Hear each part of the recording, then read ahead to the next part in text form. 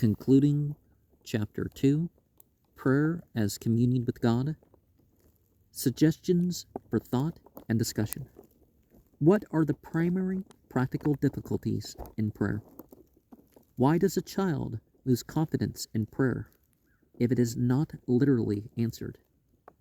How far do men continue to pray who believe in prayer as spiritual exercise? What difficulties in prayer are set forth in Psalm 22, verses 1 to 5? How far are these typical? In your experience, what have been the chief practical difficulties in praying? If no petition were ever answered, would it still be worthwhile to pray? What light does the Bible throw upon these practical difficulties? What was the difference in the prayer of the prodigal on leaving and returning home? What was the essential element in prayer in the experience of Jesus? Did Jesus receive everything he prayed for? Why did Jesus pray? Why did the disciples ask Jesus to teach them to pray? Why is communion with God the central idea of prayer? What is the greatest gift that any friend gives another? What is the essence of any personal relationship? Is this true of relationship with God?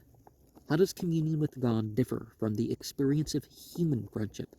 What effect upon the prayer life has the experience of prayer as a communion with God? What is necessary for the maintenance of communion with God? And sometimes the difficulties aren't by choice. They're or lack of training or whatever. It's what others have put upon you are your just natural difficulties.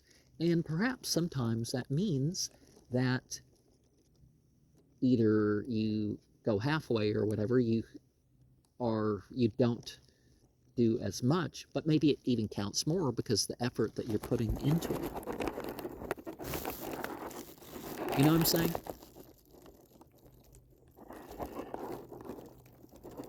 And then there's the consciousness. It depends on what you mean by praying, right?